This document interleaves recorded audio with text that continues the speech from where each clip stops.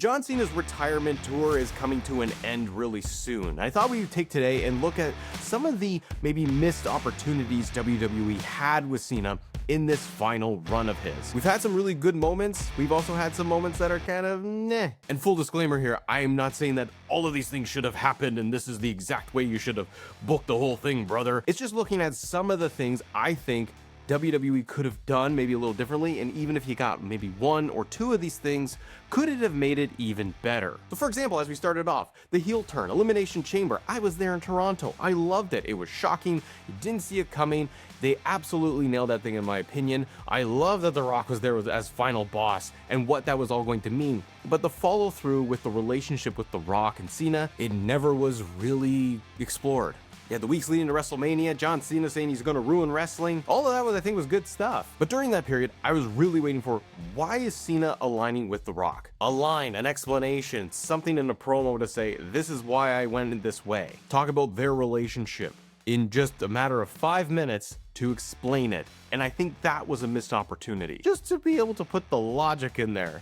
Why The Rock did this. But then we have WrestleMania, right? Cena, Cody Rhodes, John Cena wins the Undisputed Championship, but with the help of Travis Scott. And I think in the moment of WrestleMania Night 2, I think when you had Travis Scott walking down to the ring, people were feeling like, oh, The Rock is going to be here. And even leading into the match, it felt like the most sense was The Rock should get involved in this to help out Cena, or turn his back on him, or something to further the whole story. And when Travis Scott came out, sure, it made some sense as a proxy of The Rock, I guess. But the post-Mania, with John Cena being Undisputed Champion, I think, again, no real through line of what was going on with Travis Scott. Is he going to show up even more? Is The Rock going to actually play a role in all of this? And as we've learned to this day, nope. And we know that things with Travis Scott and WWE didn't work out. By all accounts, it seemed like they were going to be moving forward at some point in a tag team match of Cena and Travis Scott. And that would have made sense. And of course, I guess they would have had to pivot because that didn't happen. But I still feel like one of the big missed opportunities within that heel run, the early moments of it, post-title win against Cody, you needed Cena to acknowledge having the relationship with The Rock.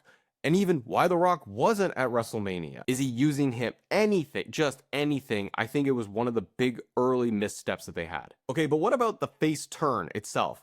We were going to SummerSlam. And in between there, yes, we've had matches and we've had storylines. Stuff with R-Truth, I think, worked in some regard. I really enjoyed the Backlash match against Randy. I thought that was a ton of fun. And even the CM Punk match, while I felt like it was a little thrown together, I still got the CM Punk John Cena match. But one thing with that face turn, and I haven't been able to really talk and dissect this too much, but here we are. I really feel like the John Cena face turn was necessary, and we're able to kind of look at it in hindsight right now. We're getting close to the end, but I do think that you needed to have that moment. I think the execution of the moment was bad. The story of Cena going from heel back to good guy, I think would ultimately always be the plan. He leaves as the good guy. How long that would take was the question mark, and what story could they tell of him becoming good guy Cena all over again? And the way they did it, I felt it was executed so poorly. Just having a random episode of SmackDown, Cody is in the ring, and he's gonna go and have his match at SummerSlam against John, and Cody not wanting to have this bad guy John he wants to face, he wants good guy Cena. And Cena just says, sure. Right before SummerSlam, they did this. What I wonder is, why not make it more compelling? Even during the match itself. Now, in some moments leading up to all this stuff, like you've had, even when Cena was like a pure bad guy going to WrestleMania, you had the crowd kind of cheering John Cena and booing Cody a little bit, and they didn't want that. And I don't know if that played any role into any of this, but I thought the execution could have been so much better if you just flipped it. You could have just a regular promo of John maybe feeling a little conflicted with Cody Rhodes. Cody's still going out there on SmackDown saying, I want the old John Cena, just like Vince does with Austin. I want the old Stone Cold. You could have still had Cody doing that, trying to pull John Cena back to the good side. Because throughout that heel run, we were getting those moments, right? It was a lot of John Cena hitting people with title belt, but then he started hesitating along the way, and you think, oh, there's some little wrinkles in there. Why not have that exact promo, and Cena just kind of walks away, feeling conflicted, not sure of himself, that kind of thing. Giving fans a little bit of thought of, hey, what's John going to do during the match at SummerSlam? And then in the match, in my opinion, you could have had the turn during the match. Tell the story in the ring of Cena becoming a good guy, throwing the title down. It was a street fight, yes, but you could get to this escalation point where Cena's not going to do this super dastardly thing, and the crowd can start to cheer for John because he's coming back. And in defeat, Cody, yes, he wins the belt back, same as it happened. All the things ending kind of the same. I just think the tweak in that story of during SummerSlam or post SummerSlam, Cena becomes the good guy. I think it was a huge misstep to just chuck it out on SmackDown, and it felt like all the fans were left scratching their head and still even thinking in that moment, oh, is John Cena playing with everybody? Is he still a bad guy? Like, is he luring Cody in and then he's going to do even more dastardly things at SummerSlam? They just, for whatever reason, decided, nope, this isn't going to work anymore. We need him a good guy. Let's just do this on SmackDown and move on. I think it was probably the down point to this entire storyline for John. But looking at the positives, I think a lot of us could say that we got some really cool stuff like AJ Styles versus John Cena as a babyface, and I think it was just tremendous. It was just a lot of fun. John Cena win the Intercontinental title, I think it's great. There's been a lot of fun and good stuff happening with John Cena being full good guy again. But I still think that there's missed opportunities. And again, like I said at the very beginning, you can't get everything. You can't say, I'm going to get this match, this feud, this feud, this feud. There's only so much time. And if you got these like super long, prolonged story arcs with one superstar versus John Cena, it's eating up so many dates. You got to have a balance, right? We're not going to get everything that we want. One feud I really wish they were able to execute on, and they didn't, was going to be a proper one-on-one, even for a month, but a one-on-one feud of John Cena versus Drew McIntyre. Something that Drew, I feel, his character has needed this whole year. Drew's one of my favorites. I think he's a great bad guy. And I think he had a tremendous feud with CM Punk. And then after that, nothing has really clicked all the way. And I think in an extra character layer to Drew, it would have been interesting to see him Claymore attack John Cena and Drew trying to go on this run of, I want to end him. I want to be the guy who takes down this legend, this GOAT in John Cena, and add that under his belt, essentially. Drew McIntyre not even in the Last Time Is Now tournament, which I find extremely odd. Why not have Drew in that? And again, that story for Drew of, I want to be his final opponent. I got to get there. And if Drew gets eliminated, then he could spin off and do something else because he's got this new motivation and frustration. But I still, even if he wasn't in the tournament, I still would have loved to have seen just a proper one-on-one feud with Drew and John Cena. All right, another one I'll throw out there for you.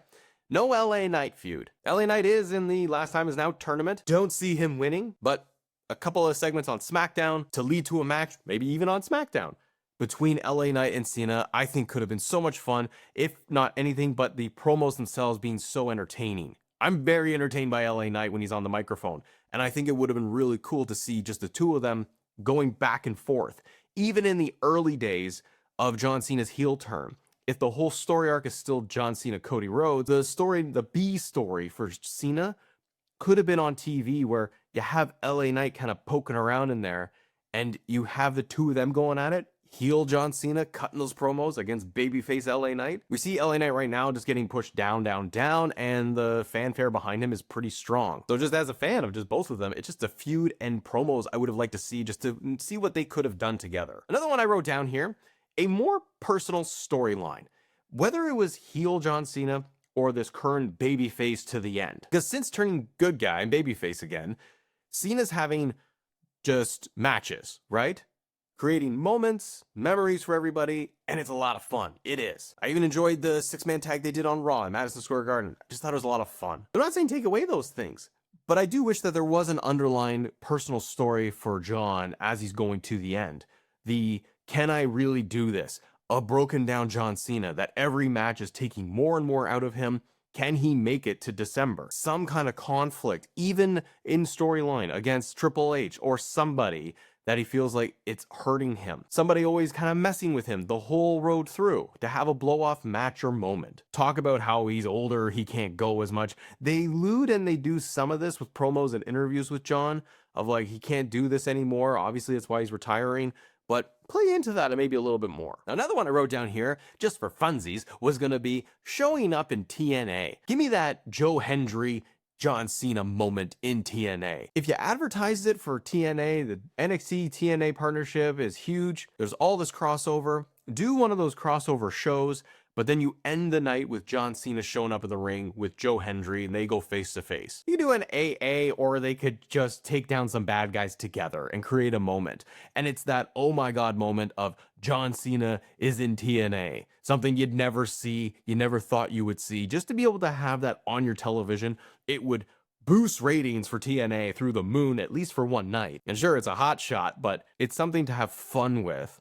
And again, it's something that I don't think fans ever would have seen, and they always thought maybe in the back of their heads, like, wouldn't it be cool if one time during John Cena's whole career he left WWE and he showed up in TNA? You could have made that happen. And again, that's not even just a wrestling match, it's just a date. It's just to show up for 10 minutes and do this thing. All right, let's talk about this next one here. A misstep for John Cena's whole retirement run. It is a match that we got, and I think it was just the wrong decision because I don't see the benefit of any of it. Brock Lesnar beating John Cena. He had a couple of dates where Brock Lesnar showing up, beating him up, beating up R-Truth, just leading to their match at WrestlePalooza. Ooh, it was a big Palooza match. Paul Heyman announcing Brock Lesnar at the beginning of the match. There was no build. There was just nothing there. The two of them not interacting a ton. Yeah, they could play off their history, but for what it was coinciding with WrestlePalooza and how they built that show, or how they tried to build that show as this huge tentpole main event thing, like a SummerSlam, it really wasn't. The match was kind of whatever. And having Brock win, now that we can see it looking back, why did you have Brock win? What was the point of that? Brock Lesnar didn't need it. It didn't benefit him in any way. He left and went off TV for a couple of months until we get to this point when I'm recording this is Survivor Series. Brock losing could have been more interesting, because then you motivate Brock to get a win back, to try to maybe take down Cena one final time. But for John to just lose to Brock and there is no follow-up, that's it? John Cena doesn't get the win back? The babyface doesn't conquer one of his biggest rivals of all time? He just lost to him. So for me, it was always the, okay, well, what's going to happen next? Are they going to follow up with this? Are they going to do one more match with the next big PLE and Cena gets that win back? And instead, it's just completely dropped. So I think in retrospect, Cena could have won that thing. And as you go through the whole roster of WWE, I think for so many fans, we will just cherry pick and say, Cena should have faced this person, this person, this person. And I think there's a case to be made for a lot of them, a lot of superstars to say, we should have had this match or this moment. Why not do this? Totally agree. One name I do have on my list anyways was going to be Braun Breaker. Before even Seth Rollins getting injured and them having to pivot everything, the whole story has been Braun Breaker's rise, right? Paul Heyman every week on TV talking about he's the next WrestleMania main eventer. Why not have that one-off match of Breaker and Cena? Cena seeing if he can take down the young guy, the next big thing of Braun Breaker. Breaker himself wanting to challenge Cena. Braun Breaker getting in last time is now tournament. Kind of like Drew. Why isn't Braun Breaker in that tournament? Why wouldn't he want any of that accolade or the Intercontinental title, or just to be able to have the opportunity to retire him if Breaker is supposed to be, in storyline anyways, one of your next big main event guys? It's somebody that's young enough, that's in prominent storylines this year. I think could have used it way more than Gunther, who's been there, done that. Literally retired Goldberg at Saturday night's main event. He literally retired him. Braun Breaker has been mixing up all year long with guys like Punk, Jey Uso, Jimmy Uso, Roman Reigns. And Roman Reigns is somebody that I think is a missed opportunity. Now that I look at all of the dates we had with Cena, all of the shows, we never got another Roman Reigns John Cena match. If I'm right, isn't the last time those guys really went face to face, head to head, was the early days of Bloodline Roman Reigns, wreck everyone and leave Roman Reigns against John Cena? I would have loved either of them teaming up together to take out guys like Braun Breaker, Bronson Reed, or doing it like an AJ Styles match. Roman only has so many dates. Totally get it. Like, the calendars may just not align. But I think for one more time, you did the Brock Lesnar match. As Roman Reigns is in this kind of iteration of his character, he's a good guy. You got good guy John Cena, or even when he was a heel, having Roman Reigns slot in as one of those feuds could have been really cool. You had to bring in Roman, current generation top guy, the longest champion, going up against the GOAT John Cena, who turned his back on everybody. And Roman almost representing everybody else to say, like, I'm going to try and beat John Cena. Also the wrinkle in line, through line there of The Rock, the final boss, the relationship with Roman. I think there's a lot there that I think could have been explored and maybe left on the table. And I got two more things for you guys here that I think are just kind of missed opportunities with this whole Cena retirement tour and final run. But if I can ask for your help here and support, if you guys can hit the subscribe button, hit the like button on this video, it goes a long way trying to get our 50,000 subscriber goal. But the other name is just unfortunately due to injury, and it's something I just would have loved to have seen one more time, and that is Kevin Owens versus John Cena. Kevin Owens having to leave because of his neck injury is awful, and I hope he can come back one day. In a wrestling capacity, a manager, commentary, anything, I love Kevin Owens. And I loved Kevin Owens' feud with Cena originally when he debuted on main roster coming from NXT with the NXT title and the United States Championship on the line. What a way to introduce a new talent at the time to the main roster. His first feud, John Cena. Love to have been able to close that chapter. Kevin Owens, if he was around, maybe he would have been in the tournament and saying, I debuted on the main roster against John. I'm going to end John Cena. Something like that would have been amazing to see. And along the way, with Kevin Owens, you've got other stories still percolating going on. Randy and Cena that we got, Cody and Cena, and Kevin Owens' relationship and his feuds with Randy and Cody too. I think Kevin Owens, if he wasn't injured, it would have been that big what if for me of like, I wish they could have been able to do that. I think it just would have been amazing. And the last thing I'll say here, and it's not even just a match, it's more of just moments that I think they could have played into a little bit more, just as kind of fan service for everybody. And I think it's moments with legends, not 10, 15-minute promo segments where legends are coming in and they're smiling with John. I'm talking at like a PLE and they do the backstage moment. John Cena wins a match, and it would have been cool if backstage they cut and it's John meeting up with Undertaker. And they recreate Taker and Cena that first time where they shake hands and John's looking at his hand because he just got touched by the Undertaker. You could redo that. You could have had a moment with Kurt Angle. Bring Angle in for just a moment backstage. Just a quick thing so they can go face to face and say ruthless aggression. Bring JBL on TV. One of John Cena's biggest rivals too. Have them go and chalk it up on the microphone for a minute. Because in this later half of the Cena face turn and face run that he's had, he's been giving fans those moments. You know, tag team matches, AJ Styles match, and so on, where it's a lot more fan service and it's having a good time as, you know, things are ending. I think they could have done a few things to mix it up to make it a little bit better. But what about you? What's on your list for things that they could have improved upon with the John Cena final run that they've had up to this point? But guys, if you want to talk more WWE and maybe have some fun and laugh potentially, click this video right here because this is just going through WWE Creative and, well, ways they just could totally blunder Survivor Series, but in a fun way. Have a great day. See ya.